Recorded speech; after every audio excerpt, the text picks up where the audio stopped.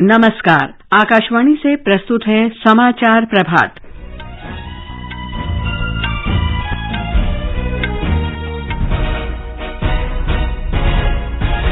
योगी आदित्यनाथ ने लगातार दूसरे कार्यकाल के लिए उत्तर प्रदेश के मुख्यमंत्री पद की शपथ ली। केशव प्रसाद मौर्य और ब्रजेश पाठक ने उप मुख्यमंत्री के रूप में शपथ ली। 50 अन्य मंत्रियों को भी शपथ दिलाई गई। प्रधानमंत्री नरेंद्र मोदी ने कहा, योगी आदित्यनाथ के नेतृत्व में उत्तर प्रदेश प्रगति और विकास का नया अध्याय लिखेगा।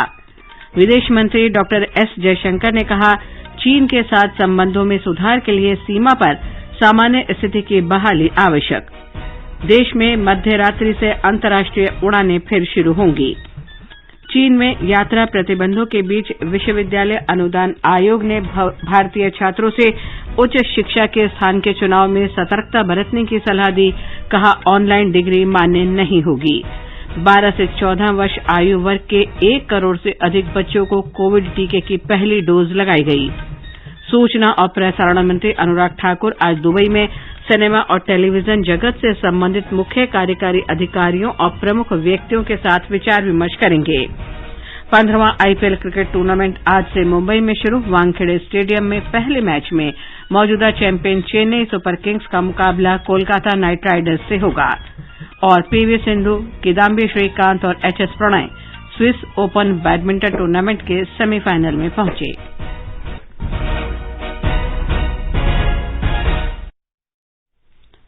समाचार प्रभात में प्रियंका अरोड़ा के साथ मैं लवली निगम। कोविड से सुरक्षित रहने के लिए आपसे अपील है कि कृपया इन सरल उपायों का पालन अवश्य करें। पूर्ण टीकाकरण कराएं, मास्क पहनें, 2 गज की सुरक्षित दूरी बनाए रखें, हाथ और चेहरा साफ रखें। और अब समाचार। योगी आदित्यनाथ ने कल लखनऊ में एक भव्य समारोह में लगातार दूसरे कार्यकाल के लिए उत्तर प्रदेश के मुख्यमंत्री पद की शपथ ली। केशव प्रसाद मौर्य और ब्रजेश पाठक को उप मुख्यमंत्री के रूप में शपथ दिलाई गई। इनके अलावा राज्यपाल आनंदीबेन पटेल ने 50 अन्य मंत्रियों को भी शपथ दिलाई। इनमें 16 कैबिनेट मंत्री, 14 स्वतंत्र प्रभार के साथ राज्य मंत्री और 20 राज्य मंत्री हैं। शपथ ग्रहण समारोह लखनऊ के अटल बिहारी वाजपेयी इकाना क्रिकेट स्टेडियम में संपन्न हुआ। प्रधानमंत्री नरेंद्र मोदी, गृहमंत्री अमित शाह, रक्षा मंत्री राजनाथ सिंह, सूचना और प्रसारण मंत्री अनुराग सिंह ठाकुर तथा भारतीय जनता पार्टी के शीर्ष नेता और भाजपा शासित अन्य राज्यों के मंत्री भी समारोह में उपस्थित थे। प्रधानमंत्री नरेंद्र मोदी ने योगी आदित्यनाथ को बधाई दी। एक ट्वीट में श्री मोदी ने कहा कि पिछले 5 वर्ष में राज्य की विकास यात्रा ने अनेक महत्वपूर्ण उपलब्धियां अर्जित की हैं।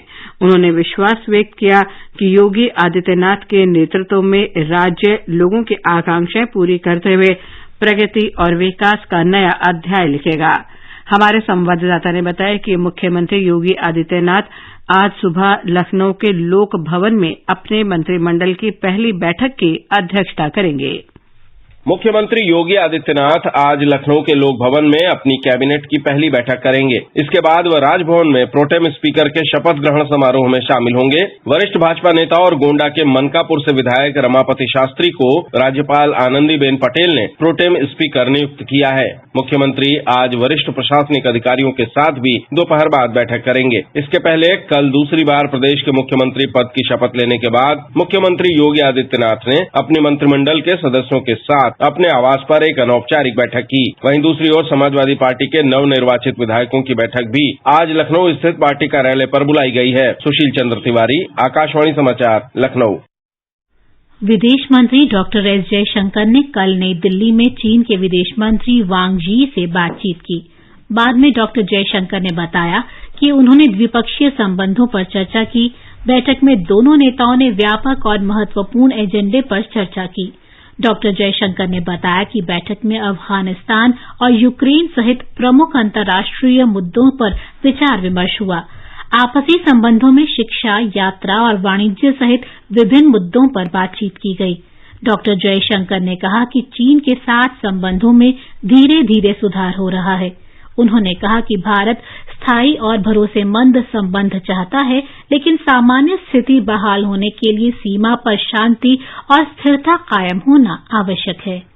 We've had 15 rounds of talks between senior commanders and progress has been achieved on several friction points from the disengagement perspective. This needs to be taken forward since the completion of disengagement is necessary for discussions on de-escalation to take place.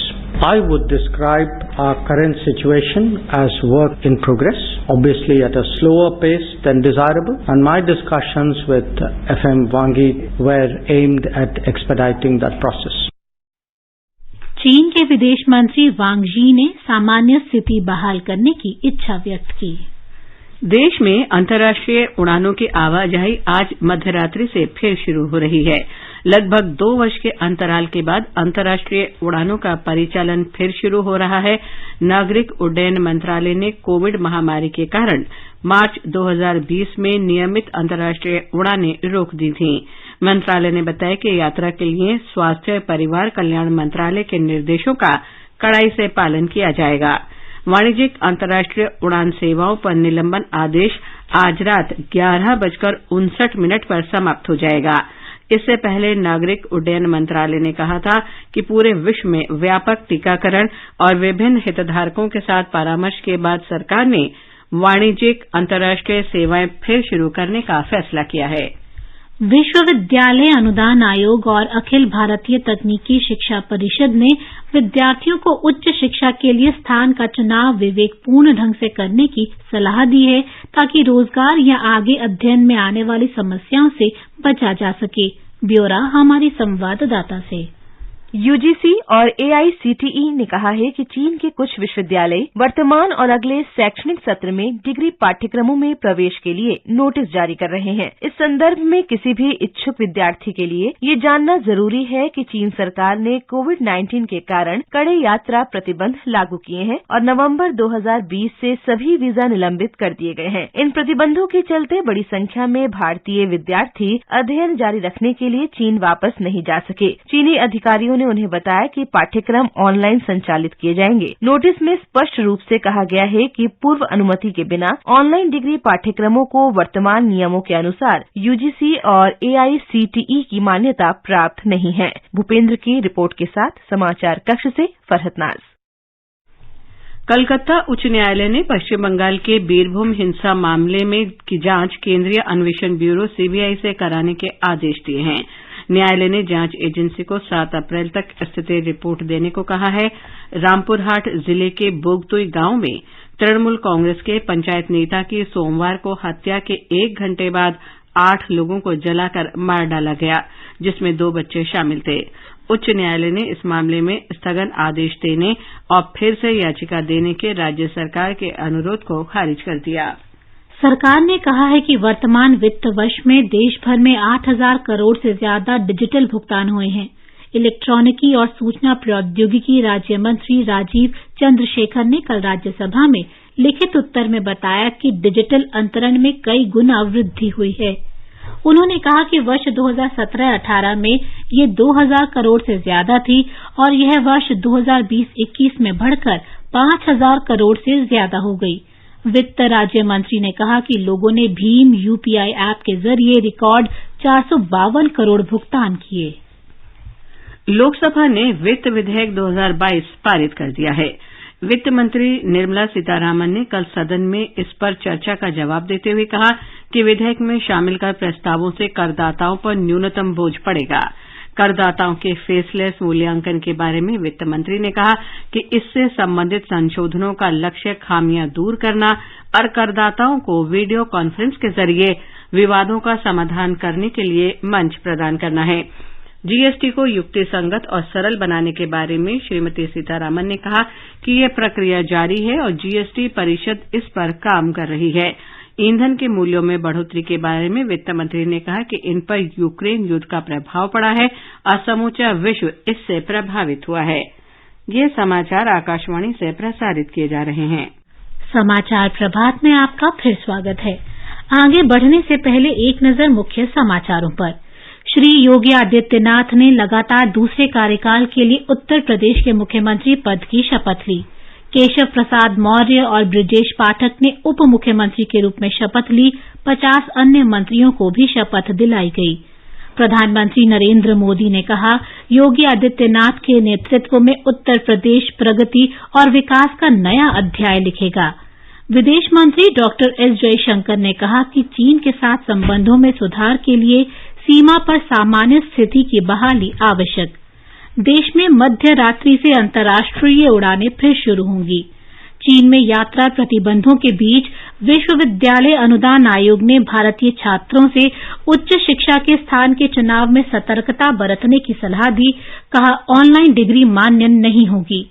12 से 14 वर्ष आयु वर्ग के 1 करोड़ से अधिक बच्चों को Covid टीके की पहली डोज लगाई गई। सूचना और प्रसारण मंत्री अनुराग ठाकुर आज दुबई में सिनेमा और टेलीविजन जगत से संबंधित मुख्य कार्यकारी अधिकारियों और प्रमुख व्यक्तियों के साथ विचार विमर्श करेंगे। 15वां आईपीएल क्रिकेट टूर्नामेंट आज से मुंबई में शुरू होगा। वानखेड़े स्टेडियम में पहले मैच में मौजूदा चैंपियन चेन्नई सुपर किंग्स का मुकाबला कोलकाता नाइट राइडर्स से होगा और पीवी सिंधु, के श्रीकांत और HS Prannoy Swiss Open badminton tournament के सेमीफाइनल में पहुंचे। क्या आप कॉम्पिटिटिव एग्जाम की तैयारी कर रहे हैं? ऑल इंडिया रेडियो के नए प्रोग्राम अभ्यास में हमारे विशेषज्ञ आपके सवालों का देंगे जवाब। शनिवार रात 9:30 बजे FM गोल्ड पर। इस बार का विषय है हिस्ट्री।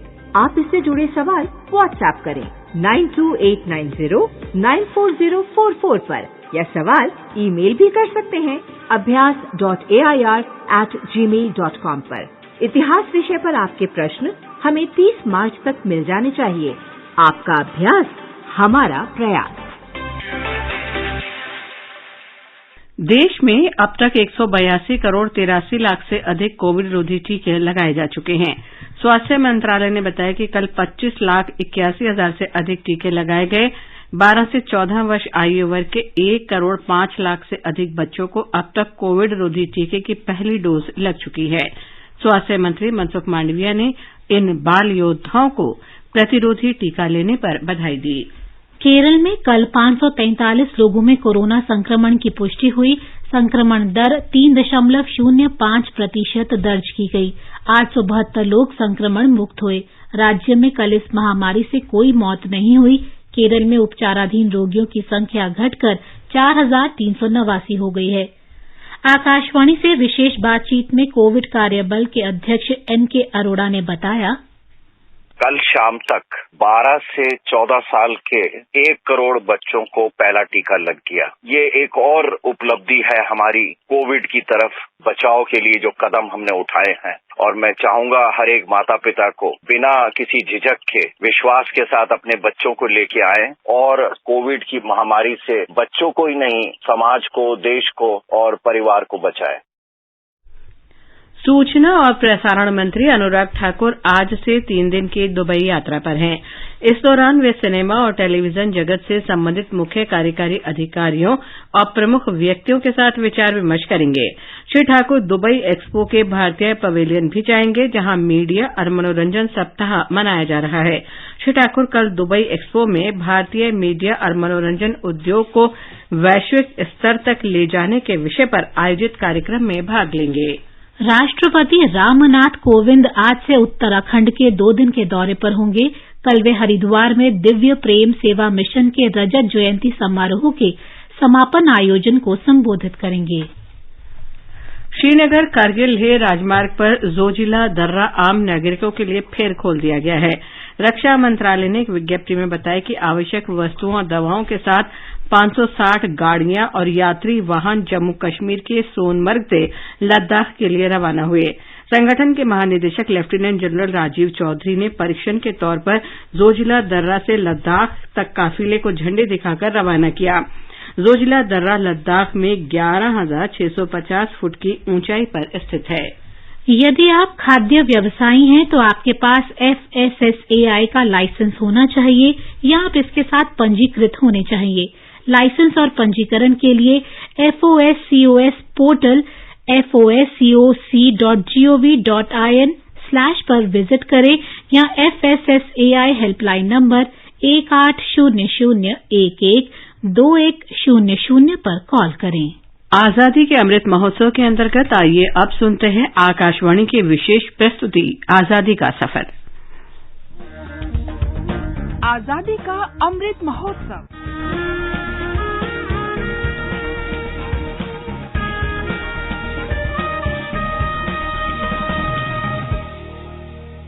आजादी का सफर आकाशवाणी समाचार के संग।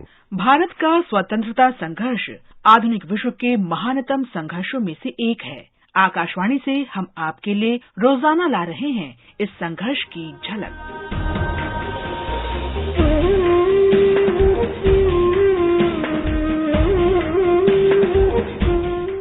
आज हम श्रीलंका के जाने माने नेता फिलिप गुणावर्दना का स्मरण कर रहे हैं, जिन्होंने भारत के स्वाधीनता संघर्ष में महत्वपूर्ण भूमिका निभाई थी।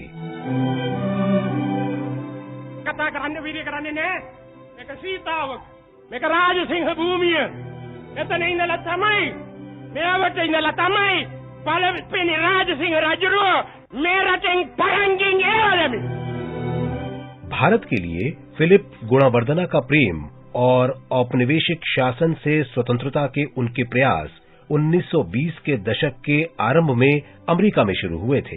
वे यूनिवर्सिटी ऑफ विस्कॉन्सिन में जयप्रकाश नारायण के सहपाठी थे, जहां वे औपनिवेशिक शासन से आजादी की वकालत किया करते थे। 1928 में फिलिप गुणावर्दना इंग्लैंड चले गए और वीके कृष्णा मेनन के साथ इंडियन लीग की गतिविधियों में शामिल हो गए। द्वितीय विश्व युद्ध शुरू होने पर लंका समाज पार्टी LSSP ने ब्रिटिश युद्ध प्रयासों का खुलकर विरोध किया और उसके सदस्यों को भूमिगत होना पड़ा। फिलिप गुणावर्दना को गिरफ्तार कर लिया गया और ब्रिटिश युद्ध प्रयासों का खुला विरोध करने के कारण उन्हें जेल भेज दिया गया। 5 अप्रैल 1942 को कोलंबो पर जापानी हवाई हमले के दौरान गुणावर्दना सहित कई नेता जेल से निकलने में सफल रहे। गुरुसामी के छद्म नाम से फिलिप अपनी पत्नी कुसुम के साथ भारत आ गए। भारत में गुणावर्दना दंपति उन भूमिगत कार्यकर्ताओं में शामिल हो गए जो भारत की स्वतंत्रता के लिए लड़ रहे थे। 1943 में फिलिप और उनकी पत्नी को अंग्रेजों ने गिरफ्तार कर लिया। उन्हें बंबई में आर्थर रोड जेल भेजा गया। 1 वर्ष बाद दोनों को श्रीलंका निर्वासित कर दिया गया। 1945 में द्वितीय विश्व युद्ध समाप्त होने पर ही उन्हें रिहा किया गया। स्वतंत्रता के बाद भारत के प्रथम प्रधानमंत्री जवाहरलाल नेहरू श्रीलंका में उनके घर गए और भारत के स्वाधीनता आंदोलन में समर्थन और उनके व्यक्तिगत बलिदान के लिए दोनों का धन्यवाद किया। 1948 में श्रीलंका के ब्रिटेन से स्वतंत्र होने के बाद फिलिप और कुसुम श्रीलंकाई संसद के लिए निर्वाचित हुए। फिलिप 1956 में पीपल्स रिवॉल्यूशन सरकार के संस्थापक नेता और कैबिनेट मंत्री थे। उन्हें श्रीलंका में समाजवाद का जनक भी कहा जाता है। फिलिप गुणावर्दना अंत तक सार्वजनिक जीवन में सक्रिय रहे और 26 मार्च 1972 को उनका निधन हो गया। सांस्कृतिक, सामाजिक और ऐतिहासिक रूप से भारत हजारों वर्ष से श्रीलंका का घनिष्ठ पड़ोसी मित्र रहा है। फिलिप गुणावर्दना और श्रीलंका के अज्ञात शहीदों का बलिदान दोनों देशों के मजबूत संबंधों का आधार और प्रतीक है। आकाशवाणी की ओर से महान नेता को श्रद्धांजलि।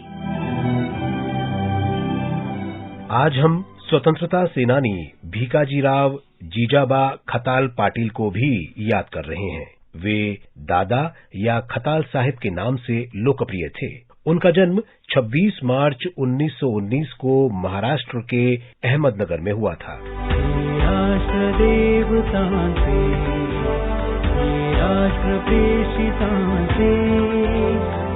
चंद्र सूर्य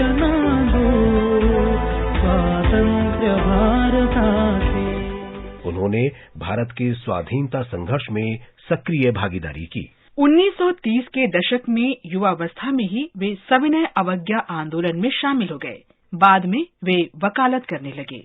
वे महाराष्ट्र के प्रसिद्ध वकील थे। भारत छोड़ो आंदोलन के दौरान दादा अहमदनगर में सक्रिय रहे। दादा 1962 से 1985 तक महाराष्ट्र विधानसभा के सदस्य रहे। वे 16 वर्ष से अधिक समय तक महाराष्ट्र कैबिनेट में मंत्री रहे और विभिन्न मंत्रालयों की जिम्मेदारी संभाली। उन्हें बांधों और चीनी मिलों के निर्माण सहित महाराष्ट्र में अनेक विकास परियोजनाओं का श्रेय हासिल है। पाटिल साहिब ने अपने समूचे राजनीतिक जीवन के दौरान सार्वजनिक जीवन में शुचिता का पालन किया। वे इतने सिद्धांतवादी थे कि मंत्री रहते हुए अपने परिवार के सदस्यों को अपने सरकारी वाहन का कभी इस्तेमाल नहीं करने दिया। 1985 में उन्होंने सक्रिय राजनीति से संन्यास ले लिया। पाटिल ने शेष जीवन ध्यान साधना सहित अपनी रुचि के कार्यों में बिताया। बीजे खताल पाटिल ने मराठी में कई पुस्तकें भी लिखी। 16 सितंबर 2019 को उनका निधन हो गया। महान राष्ट्रवादी को हमारा नमन। इसके साथ ही आज की कड़ी यहीं संपन्न होती है। आजादी का सफर आकाशवाणी समाचार के संग कल फिर मिलेंगे नई कड़ी के साथ।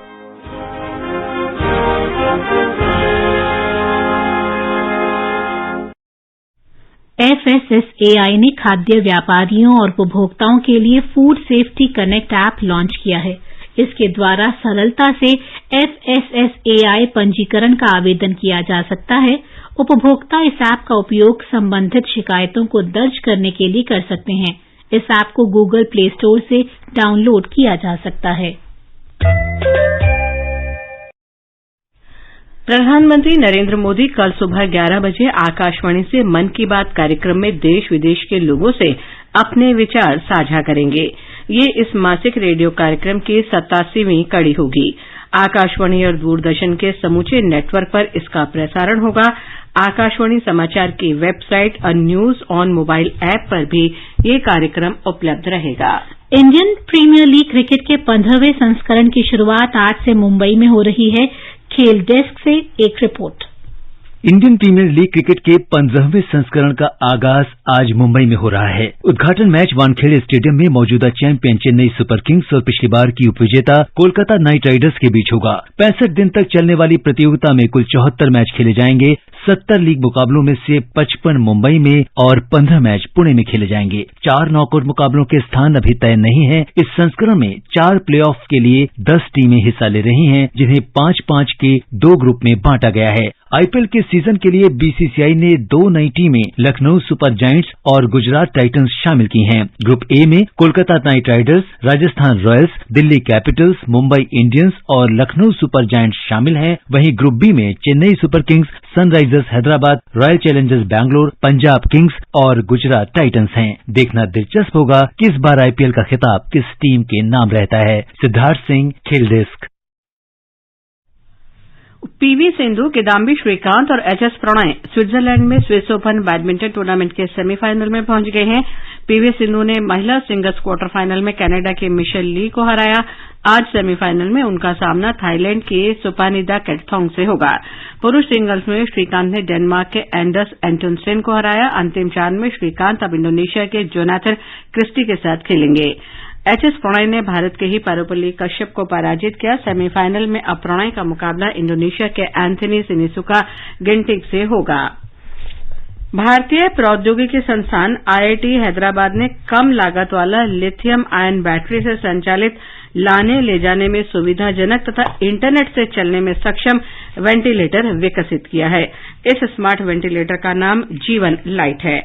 आईआईटी हैदराबाद ने बताया कि इस वेंटिलेटर को किसी भी स्मार्टफोन से ऐप के माध्यम से नियंत्रित किया जा सकता है। और अब एक नजर आज के मौसम पर। दिल्ली में आज दिन में तेज हवाएं चल सकती हैं। मुंबई और चेन्नई में आंशिक रूप से बादल छाए रहेंगे। कोलकाता में वर्षा हो सकती है। जम्मू में आसमान साफ रहेगा। श्रीनगर और मुजफ्फराबाद में आसमान साफ रहेगा। लेह और गिलगित में बादल छाए रहेंगे। पूर्वोत्तर में गुवाहाटी, इम्फाल, शिलांग, आइजॉल, कोहिमा, ईटानगर, गंगटोक और अगरतला में बादल छाए रहेंगे। कुछ स्थानों पर गरज के साथ हल्की वर्षा हो सकती है। ये समाचार हमारी वेबसाइट newsonair.gov.in/hindi पर भी उपलब्ध हैं। 3 महीने में पैसे डबल, वाह, फास्ट और हाई रिटर्न्स भी। क्या स्कीम है? कल तो नहीं थी यहाँ, और कल होगा भी नहीं। तूने कभी 5 ओवर में डबल सेंचुरी मारी है? ऐसे स्कीम के बहकावे में आके हम धोखा खा सकते हैं। और आरबीआई कहता है अपना पैसा सुरक्षित रखो और समझदारी से निवेश करो। अगर ज्यादा रिटर्न के पीछे भागोगे तो रिस्क भी उतना ही उठाओगे। और फास्ट रिटर्न से बच के और फास्ट बॉलिंग से भी। आरबीआई कहता है जानकार बनिए, सतर्क रहिए। अधिक जानकारी के लिए 14440 पर मिस्ड कॉल दें। भारतीय रिजर्व बैंक द्वारा जनहित में जारी। और प्रियंका, आप बताएं आज के समाचार पत्रों में क्या विशेष है? जी लवलीन, अखबारों ने आज अलग अलग खबरों को प्राथमिकता दी है। राष्ट्रीय सहारा की पहली खबर है, चीन के विदेश मंत्री से डोभाल की दो टूक, सैनिकों को पूरी तरह पीछे हटाओ। पत्र आगे लिखता है, सीमावर्ती क्षेत्रों में शांति बहाली से विश्वास कायम करने में मदद मिलेगी। अमर उजाला और हिंदुस्तान ने योगी आदित्यनाथ के लगातार दूसरे कार्यकाल के लिए उत्तर प्रदेश के मुख्यमंत्री पद की शपथ को सचित्र देते हुए पहली खबर बनाया है। अमर उजाला की सुर्खी है, योगी का राज तिलक, नए लक्ष्य और नए प्रण की टीम। राष्ट्रपति रामनाथ कोविंद का ये कहना कि भारतीय नौसेना हिंद महासागर क्षेत्र में मुख्य सुरक्षा भागीदार राजस्थान पत्रिका में है। पत्र ने राष्ट्रपति के हवाले से लिखा है, आईएनएस वलसूरा को शांति और युद्ध के दौरान राष्ट्रपति असाधारण सेवा के रूप में मान्यता देने के लिए प्रेसिडेंट्स कलर प्रदान करना गर्व की बात है। केंद्र सरकार की सुप्रीम कोर्ट को ये जानकारी देना कि संघ लोक सेवा आयोग की सिविल सेवा परीक्षा के लिए दोबारा मौका देना संभव नहीं है, नवभारत टाइम्स सहित ज्यादातर अखबारों में है।